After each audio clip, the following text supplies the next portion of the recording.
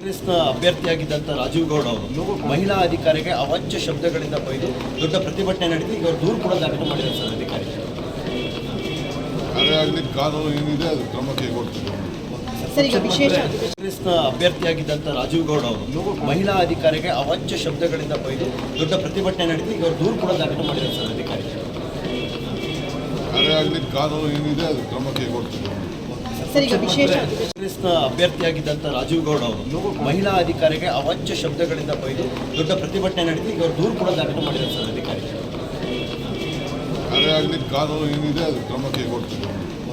ಕಾಂಗ್ರೆಸ್ನ ಅಭ್ಯರ್ಥಿಯಾಗಿದ್ದಂಥ ರಾಜೀವ್ ಗೌಡ ಅವರು ಮಹಿಳಾ ಅಧಿಕಾರಿಗೆ ಅವಾಚ್ಯ ಶಬ್ದಗಳಿಂದ ಬೈದು ದೊಡ್ಡ ಪ್ರತಿಭಟನೆ ನಡೆದು ಈಗ ಅವರು ದೂರು ಕೂಡ ದಾಖಲು ಮಾಡಿದ್ದಾರೆ ಸರ್ ಅಧಿಕಾರಿ.